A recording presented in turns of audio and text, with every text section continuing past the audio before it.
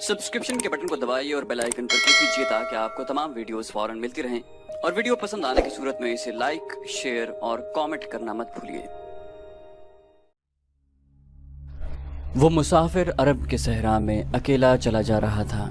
8 हिजरी के ज़माने में अरब का वो इलाका जहाँ मक्का और मदीना वाक़े हैं बड़ा ही खौफनाक सहरा हुआ करता था, जलता और इंसानों को झुलसाता हुआ रेगिस्तान। एक तो सहरा की अपनी सऊबतें थीं, दूसरा खतरा रहज़नों का था।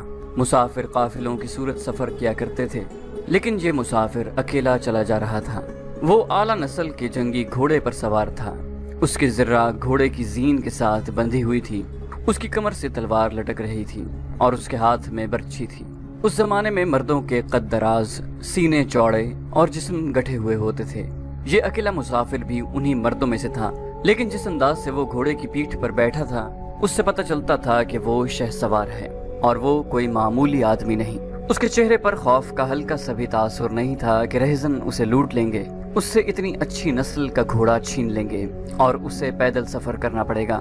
लेकिन उसके चेहरे पर जो तासुर था वो कुदरती नहीं था। वो कुछ सोच रहा था, यादों से दिल बहला रहा था या कुछ यादों को जहन में दफन करने की कोशिश कर रहा था। आगे एक घाटी आ गई, घोड़ा चढ़ता चला गया। खासी बुलंदी पर जाकर जमीन हमवार हुई। सवार ने घोड़ा रोककर उसे घुमाया और रिकाबों पर खड़े होकर पीछे देखा। उससे मक्का नजर न आया। मक्का उफक के नीचे चला गया था। अबू सुलेमान, उसे जैसे आवाज सुनाई दी हो, अब पीछे न देखो, मक्का को जहन से उतार दो, तुम मर्द मैदान हो, अपने आप को 2 हिस्सों में न कटने दो, अपने फैसले पर कायम रहो, तुम्हारी मंजिल मदीना है। उसने मक्का की समत से निगाहें हटा ली, घोड़े का रुख मदीना की तरफ किया और बाग को हल्का सा झटका दिया। घोड़ा अपने सवार के इशारे समझता था, नपी तुली चाल चल पड़ा। सवार की उम्र 43 बरस थी, लेकिन वो अपनी उम्र से जवान लगता था। सुलेमान उसके बेटे का नाम था। उसके बाप का नाम अल वलीद था। उसे अबू सुलेमान कहलाना ज्यादा पसंद था। उसे मालूम न था कि तारीख उसे खालिद बिन वलीद के नाम से याद रखेगी। ये नाम इस्लाम की अस्करी रिवायात और जज्बे का दूसरा नाम बन जाएगा। मगर 43 बरस की उम्र में जब खालिद मदीने की तरफ जा रहा था, उस वक्त वो मुसलमान नहीं था। छोटी छोटी झड़पों के अलावा वो मुसलमानों के खिलाफ 2 बड़ी जंगे उहद और जंगे खंदक लड़ चुका था। जब रसूल करीम सल्लल्लाहु अलैहि वसल्लम पर 610 ईस्वी बरोज सोमवार पहली वही नाजिल हुई, उस वक्त खालिद की उम्र 24 साल थी। उस वक्त तक वो अपने कबीले बन्नू मखजूम की अस्करी कुव्वत का कायद बन चुका था। बन्नू मखजूम का शुमार कुरैश के चंद एक मुअज़्ज़ज़ खानदानों में होता था। कुरैश के अस्करी उमूर उसी खानदान के सुपुर्द थे। कुरैश खालिद के बाप अल वलीद के अहकाम और फैसले मानते थे। 24 बरस की उम्र में यह हैसियत खालिद को भी हासिल हो गई थी, मगर इस हैसियत को ठुकरा कर खालिद अबू सुलेमान मदीने को जा रहा था। कभी वो महसूस करता जैसे उसकी जात से कोई कुव्वत उसे पीछे को घसीट रही हो। जब वो इस कुव्वत के असर को महसूस करता तो उसकी गर्दन पीछे को मुड़ जाती, लेकिन उसकी अपनी जात से एक आवाज उठती, आगे देख खालिद, तू वलीद का बेटा तो है, लेकिन वो मर गया है। अब तू सुलेमान का बाप है, वो जिंदा है। उसके जहन में 2 नाम अटक गए, मोहम्मद सल्लल्लाहु अलैहि वसल्लम जो एक नया दीन लेकर आए थे, और अल वलीद जो खालिद के बाप और मोहम्मद सल्लल्लाहु अलैहि वसल्लम और आपके नई दीन का बड़ा दुश्मन था। बाप ये दुश्मनी विरसे के तौर पर खालिद के हवाले करके दुनिया से उठ गया था। खालिद के घोड़े ने पानी की मुश्क पर अपने आप ही रुख बदल लिया था। खालिद ने उधर देखा, उसे गोल दायरे में खजूरों के दरख्त और सहरा के झाड़ी नुमा दरख्त नजर आए। घोड़ा उधर ही जा रहा था। नखलिस्तान में दाखिल होकर खालिद घोड़े से कूद गया। इमामा उतार कर वो पानी के किनारे दोजानू हो गया। उसने पानी चुल्लू भर भर कर अपने सर पर डाला और 2-4 छींटे मुंह पर फेंके। उसका घोड़ा पानी पी रहा था। खालिद ने इस चश्मे से पानी पिया जो सिर्फ इंसानों के इस्तेमाल के लिए था। ये एक छोटा सा जंगल था। खालिद ने घोड़े की जीन उतारी और जीन के साथ बंधी हुई छोटी सी एक दर्री खोलकर झाड़ी नुमा दरख्तों के झुंड तले बिछाई और लेट गया। वो थक गया था, थोड़ी देर के लिए सो जाना चाहता था, मगर उसके जहन में यादों का जो काफिला चल पड़ा था वो उसे सोने नहीं दे रहा था। उसे 7 साल पहले का एक दिन याद आया जब उसके अजीजों ने मोहम्मद सल्लल्लाहु अलैहि वसल्लम को कत्ल करने का मंसूबा बनाया था। इस मंसूबे में खालिद का बाप अल वलीद पेश था। वो सितंबर 622 ईस्वी की एक रात थी। कुरैश ने रसूल खुदा सल्लल्लाहु अलैहि वसल्लम को सोते में कत्ल करने के लिए ऐसे आदमी चुने थे जो इंसान के रूप में वहशी और दरिंदे थे। खालिद कुरैश के सरकर्दा खानदान का जवान था। اس وقت اس کی عمر 27 سال تھی۔ وہ حضور اکرم صلی اللہ علیہ وسلم کے قتل کی سازش میں شریک تھا، لیکن وہ قتل کے لیے جانے والوں کے گروہ میں شامل نہیں تھا۔ اسے 7 سال پہلے کی وہ رات گزرے ہوئے کل کی طرح یاد تھی۔ وہ اس قتل پر بھی خوش تھا اور ناخوش بھی۔ خوش اس لیے کہ اس کے اپنے قبیلے کے ہی ایک آدمی نے اس کے مذہب کو، جو بت پرستی تھی، باطل کہہ دیا اور اپنے آپ کو خدا کا پیغمبر کہہ دیا۔ ایسے دشمن کے قتل پر خوش ہونا فطری بات تھی، اور وہ ناخوش اس لیے تھا کہ وہ اپنے دشمن کو للکار کر آمنے سامنے کی لڑائی لڑنے کے قائل تھا۔ اس نے سوئے ہوئے دشمن کو قتل کرنے کی کبھی سوچی ہی نہیں تھی۔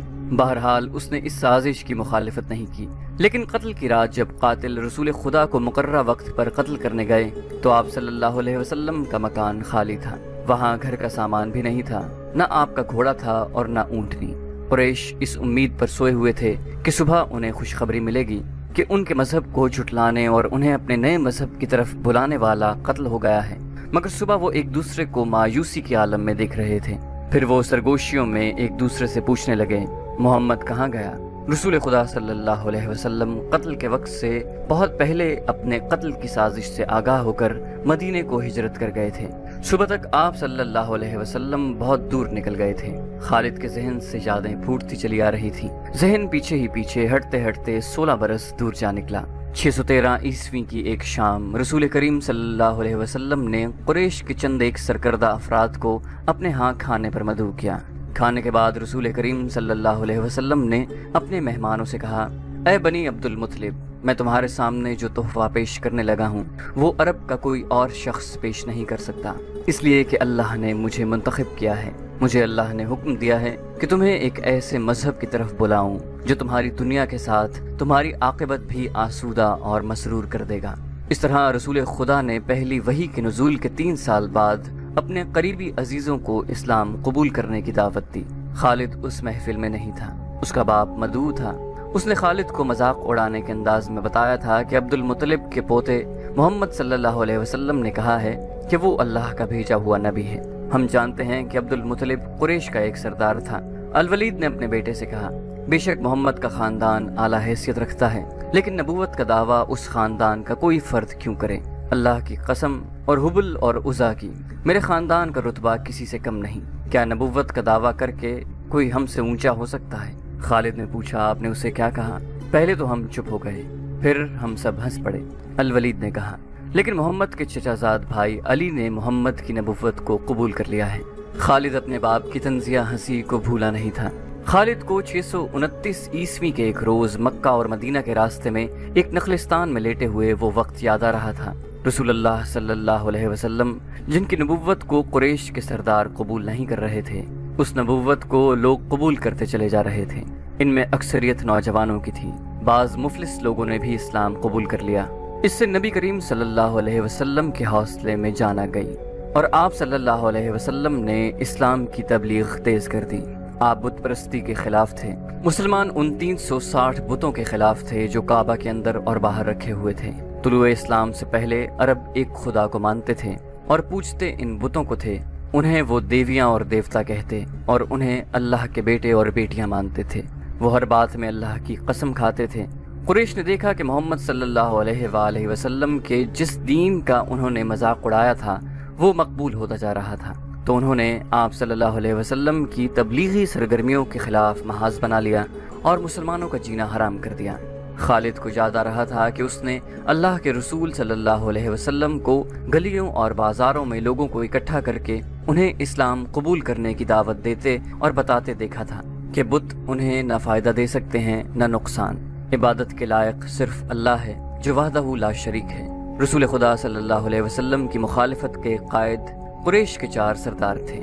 ایک تو خالد کا باپ الولید تھا، دوسرا نبی کریم صلی اللہ علیہ وسلم کا اپنا چچا ابو لہب تھا، تیسرا ابو سفیان اور چوتھا ابو الحکم تھا جو خالد کا چچا زاد بھائی تھا۔ مسلمانوں پر سب سے زیادہ ظلم اور تشدد اسی شخص نے کیا تھا۔ وہ جہالت کی حد تک کینہ پرور اور مسلم کش تھا، اسی لیے مسلم اسے ابو جہل کہتے تھے۔ یہ نام اتنا عام ہوا کہ لوگ جیسے اس کا اصل نام بھول ہی گئے ہوں۔ تاریخ نے بھی اس پستہ قد، بھینگے اور لوہے کی طرح مضبوط آدمی کو ابو جہل کے نام سے ہی یاد رکھا ہے۔ خالد کو یہ یادیں پریشان کرنے لگیں، شاید شرمسار بھی۔ قریش کے لوگوں نے رسول خدا صلی اللہ علیہ وسلم کے گھر میں کئی بار غلاظت پھینکی تھی۔ جہاں کوئی مسلمان اسلام کی تبلیغ کر رہا ہوتا وہاں قریش کے آدمی جا پہنچتے اور ہلڑ مچاتے۔ بد اخلاق اور دھتکارے ہوئے آدمیوں کو رسول خدا صلی اللہ علیہ وسلم کو پریشان کرتے رہنے کے کام پر لگا دیا گیا تھا۔ خالد کو یہ اطمینان ضرور تھا کہ اس کے باپ نے محمد صلی اللہ علیہ وسلم کے خلاف ایسی کوئی گھٹیا حرکت نہیں کی تھی۔ وہ 2 مرتبہ قریش کے 3-4 سرداروں کو ساتھ لے کر رسول خدا کے چچا ابو طالب کے پاس یہ کہنے گیا تھا کہ وہ اپنے بھتیجے کو بتوں کی توہین اور نبوت کے دعوے سے روکے، ورنہ وہ کسی کے ہاتھوں قتل ہو جائے گا۔ ابو طالب نے ان لوگوں کو دونوں مرتبہ ٹال دیا۔ خالد کو اپنے باپ کی بہت بڑی قربانی یاد آئی۔ عمارہ خالد کا بھائی تھا۔ وہ خاص طور پر خوبصورت نوجوان تھا۔ وہ ذہین تھا اور اس میں بانک پن تھا۔ خالد کے باپ الولید نے اپنے اتنے خوبصورت بیٹے عمارہ کو قریش کے 2 سرداروں کے حوالے کیا اور انہیں کہا کہ اسے محمد کے چچا ابو طالب کے پاس لے جاؤ اور اس سے کہو کہ میرا بیٹا رکھ لو اور اس کے بدلے محمد صلی اللہ علیہ وسلم ہمیں دے دو۔ خالد اپنے باپ کے اس فیصلے پر کانپ اٹھا تھا، اور جب اس کا بھائی عمارہ دونوں سرداروں کے ساتھ چلا گیا تو خالد تنہائی میں جا کر رویا۔ سرداروں نے عمارہ کو رسول کریم کے چچا کے آگے کر کے کہا، ابو طالب، اسے تم جانتے ہو، یہ عمارہ بن الولید ہے۔ تم یہ بھی جانتے ہو کہ بنو ہاشم نے، جس کے تم سردار ہو، ابھی تک اس جیسا سجیلا اور عقل مند جوان پیدا نہیں کیا۔ یہ ہم ہمیشہ کے لیے تمہارے حوالے کرنے آئے ہیں، اسے اپنا بیٹا بنا کر رکھو، یہ تمام عمر تمہارا فرما بردار رہے گا، اور اگر اسے اپنا غلام بنا لو گے تو قسم ہے اللہ کی تم پر اپنی جان بھی قربان کر دے گا۔ مگر تم اسے میرے حوالے کیوں کر رہے ہو؟ ابو طالب نے پوچھا، کیا بنو مخزوم کی ماؤں نے اپنے بیٹوں کو نیلام کرنا شروع کر دیا ہے؟ کہو اس کی کتنی قیمت چاہتے ہو، اس کے عوض ہمیں اپنا بھتیجا محمد دے دو۔ قریش کے ایک سردار نے کہا، تمہارا یہ بھتیجا تمہاری رسوائی کا باعث بن گیا ہے۔ اس نے تمہارے آباء و اجداد کے مذہب کو رد کر کے نیا مذہب بنا لیا ہے۔ کیا تم دیکھ نہیں رہے کہ تم نے اس قبیلے میں آدمی کو آدمی کا دشمن بنا دیا ہے؟ تم میرے بھتیجے کو لے جا کر کیا کرو گے؟ قتل؟ قریش کے دوسرے سردار نے جواب دیا، ہم محمد کو قتل کریں گے، یہ بے انصافی نہیں ہوگی۔ تم دیکھ رہے ہو کہ ہم تمہارے بھتیجے کے بدلے تمہیں اپنا بیٹا دے رہے ہیں، یہ بہت بڑی بے انصافی ہوگی۔ ابو طالب نے کہا، تم میرے بھتیجے کو قتل کرو گے اور میں تمہارے بیٹے کو پالوں گا اور اس پر خرچ کروں گا اور اسے بہت اچھی زندگی دوں گا۔ تم میرے پاس کیسا انصاف لے کر آئے ہو؟ میں تمہیں عزت سے رخصت کرتا ہوں۔ خالد نے جب اپنے بھائی کو اپنے سرداروں کے ساتھ واپس آتے دیکھا اور سرداروں سے سنا کہ ابو طالب نے یہ سودا قبول نہیں کیا تو خالد کو دلی مسرت ہوئی تھی۔ محمد صلی اللہ علیہ وسلم کا تم نے کیا بگاڑ لیا تھا ابو سلیمان؟ خالد کی ذات سے ایک سوال اٹھا۔ اس نے خیالوں ہی خیالوں میں سر ہلایا اور دل ہی دل میں کہا، کچھ نہیں۔ بے شک محمد صلی اللہ علیہ وسلم کا جسم طاقتور ہے، لیکن رکانہ بن عبد یزید جیسے پہلوان کو اٹھا کر پٹکنے کے لیے صرف جسمانی طاقت کافی نہیں۔ رکانہ بن عبد یزید رسول کریم صلی اللہ علیہ وسلم کا چچا تھا جس نے اسلام قبول نہیں کیا تھا۔ یہ عرب کا مانا ہوا پہلوان تھا۔ نامی گرامی پہلوان آئے جنہیں اس نے ایک ہی داؤں میں پٹخ کر اٹھنے کے قابل نہیں چھوڑا۔ وہ وحشی انسان تھا، صرف لڑنا مارنا جانتا تھا۔ خالد کو وہ وقت یاد آنے لگا جب مسلمانوں کو دق کرنے والے 3-4 آدمیوں نے ایک دن رکانہ پہلوان کو خوب کھلایا پلایا اور اسے کہا تھا کہ تمہارا بھتیجا محمد صلی اللہ علیہ وسلم کسی کے ہاتھ نہیں آتا، نہ اپنی تبلیغ سے باز آتا ہے، نہ کسی سے ڈرتا ہے، اور لوگ اس کی باتوں کے جادو میں آتے چلے جا رہے ہیں۔ کیا تم اسے سیدھا نہیں کر سکتے؟ رکانہ نے اپنے چہرے پر مست بھینسے کا تاثر پیدا کر کے تکبر کے لہجے میں کہا تھا، کیا تم میرے ہاتھوں اس کی ہڈیاں توڑوانا چاہتے ہو؟ لاؤ اسے میرے مقابلے پر، لیکن وہ میرا نام سن کر مکہ سے بھاگ جائے گا۔ نہیں، میں اس کے ساتھ لڑنا اپنی توہین سمجھتا ہوں۔ اس نے اکسانے والے آدمیوں کی بات نہ مانی۔ وہ کسی پہلوان کو اپنے برابر سمجھتا ہی نہیں تھا۔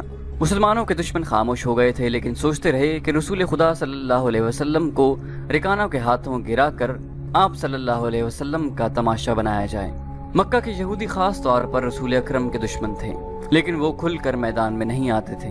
وہ خوش تھے کہ اہل قریش آپس میں بٹ کر ایک دوسرے کے دشمن ہو گئے ہیں۔ انہیں پتہ چل گیا کہ قریش کے کچھ آدمیوں نے رکانہ پہلوان کو اکسایا ہے کہ وہ رسول خدا کو کشتی کے لیے للکارے، لیکن وہ نہیں مان رہا تھا۔ ایک روز رکانہ رات کے وقت ایک گلی سے گزر رہا تھا کہ اس کے قریب سے ایک بڑی حسین اور جوان لڑکی گزری۔ چاندنی رات میں لڑکی نے رکانہ کو پہچان لیا اور مسکرائی۔ رکانہ وحشی تھا، وہ رک گیا اور لڑکی کا راستہ روک لیا۔ کیا تم جانتی ہو کہ عورت مرد کی طرف دیکھ کر مسکراتی ہے تو اس کا مطلب کیا ہوتا ہے؟ رکانہ پہلوان نے پوچھا۔ کون ہو تم؟ اس کا مطلب یہ ہوتا ہے کہ عورت اس مرد کو چاہتی ہے۔ اس جوان لڑکی نے جواب دیا، میں سبت بنت ارمن ہوں۔ اوہ، ارمن یہودی کی بیٹی، رکانہ نے کہا اور لڑکی کے کندھوں پر ہاتھ رکھ کر اسے اپنے قریب کر کے بولا، کیا میرا جسم تجھے اتنا اچھا لگتا ہے اور کیا میری طاقت؟ سبت نے پیچھے ہٹتے ہوئے کہا، تمہاری طاقت نے مجھے مایوس کر دیا ہے، تم اپنے بھتیجے سے ڈر گئے ہو۔ رکانہ نے گرج کر پوچھا، کون کہتا ہے؟ سبت نے جواب دیا، سب کہتے ہیں۔ پہلے محمد کو گراؤ، میں اپنا جسم تمہیں انعام میں دوں گی۔ خدا کے بیٹوں اور بیٹیوں کی قسم، تیری بات پوری کر کے تیرے سامنے لاؤں گا۔ رکانہ نے کہا، لیکن تو نے غلط سنا ہے کہ میں محمد سے ڈرتا ہوں۔ بات یہ ہے کہ میں اپنے سے کمزور کے ساتھ لڑنا اپنی توہین سمجھتا ہوں، لیکن تیری بات پوری کروں گا۔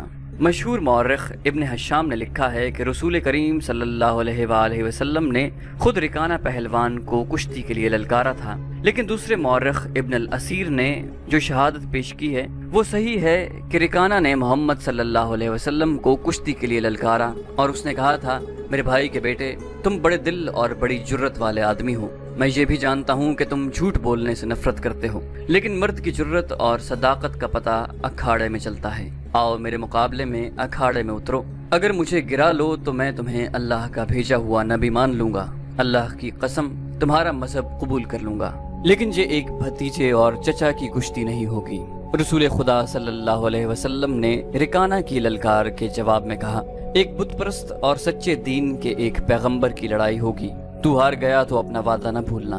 مکہ میں یہ خبر صحرا کی آندھی کی طرح پھیل گئی کہ رکانہ پہلوان اور محمد صلی اللہ علیہ وسلم کی کشتی ہوگی، اور جو ہار جائے گا وہ جیتنے والے کا مذہب قبول کر لے گا۔ قریش کا بچہ بچہ، مرد و زن اور یہودی ہجوم کر کے آ گئے۔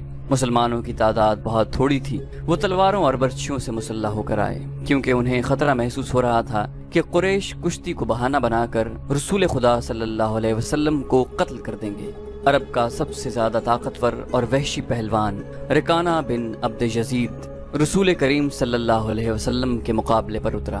اس نے رسول خدا پر تنزیہ نظر ڈالی اور آپ صلی اللہ علیہ وسلم پر پھپتی کسی۔ آپ صلی اللہ علیہ وسلم مکمل خاموشی اور اطمینان سے رکانہ کی آنکھوں میں آنکھیں ڈال کر دیکھتے رہے کہ وہ بے خبری میں کچھ داؤ نہ کھیل جائے۔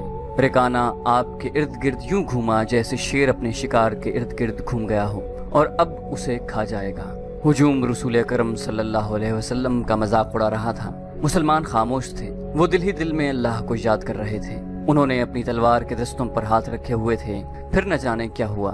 رسول اکرم صلی اللہ علیہ وسلم نے کیا داؤ کھیلا؟ ابن الاسیر کہتا ہے کہ آپ صلی اللہ علیہ وسلم نے رکانہ کو اٹھا کر زمین پر پٹخ دیا۔ رکانہ زخمی شیر کی طرح اٹھا اور غرا کر آپ صلی اللہ علیہ وسلم پر حملہ آور ہوا۔ آپ صلی اللہ علیہ وسلم نے پھر وہی داؤ کھیلا اور اسے پٹخ دیا۔ وہ اٹھا تو آپ نے اسے تیسری بار پٹخا۔ بھاری بھرکم جسم 3 بار پٹخا گیا تو کشتی جاری رکھنے کے قابل نہ رہا۔ رکانہ سر جھکا کر اکھاڑے سے نکل گیا۔ ہجوم پر سناٹا طاری ہو گیا اور مسلمان ننگی تلواریں اور برچھیاں ہوا میں لہرا لہرا اور اچھال اچھال کر نعرے لگا رہے تھے۔ رسول اللہ صلی اللہ علیہ وسلم نے للکار کر کہا، چچا رکانہ، اپنا وعدہ پورا کر اور یہی اعلان کر کہ آج سے تو مسلمان ہے۔ رکانہ نے قبول اسلام سے صاف انکار کر دیا تھا۔ خالد نے نخلستان میں لیٹے لیٹے اپنے آپ سے کہا، یہ طاقت جسمانی نہیں تھی۔ رکانہ کو یوں 3 بار پٹخنا تو دور کی بات ہے، اسے کوئی پچھاڑ بھی نہیں سکتا تھا۔ رسول اکرم صلی اللہ علیہ وسلم کا تصور خالد کے ذہن میں نکھر آیا۔ وہ آپ صلی اللہ علیہ وسلم کو اچھی طرح سے جانتا تھا، لیکن اب وہ محسوس کر رہا تھا جیسے وہ محمد صلی اللہ علیہ وسلم کوئی اور تھے جنہیں وہ بچپن سے جانتا تھا۔ اس کے بعد آپ صلی اللہ علیہ وسلم نے جو رخ اختیار کیا تھا اس میں خالد آپ صلی اللہ علیہ وسلم کو نہیں پہچانتا تھا۔ نبوت کے دعوے کے بعد خالد کی آپ صلی اللہ علیہ وسلم کے ساتھ بول چال بند ہو گئی تھی۔ وہ آپ کے ساتھ 2 ہاتھ کرنا چاہتا تھا، لیکن وہ رکانہ کی طرح پہلوان نہیں تھا۔ وہ میدان جنگ میں لڑنے والا اور لڑنے والوں کی قیادت کرنے والا جنگجو تھا، لیکن اس وقت مسلمان فوج کی صورت میں لڑنے کے قابل نہیں تھے۔ سبسکرپشن کے بٹن کو دبائیے اور بیل آئیکن پر کلک کیجیے تاکہ آپ کو تمام ویڈیوز فوراً ملتی رہیں، اور ویڈیو پسند آنے کی صورت میں اسے لائک، شیئر اور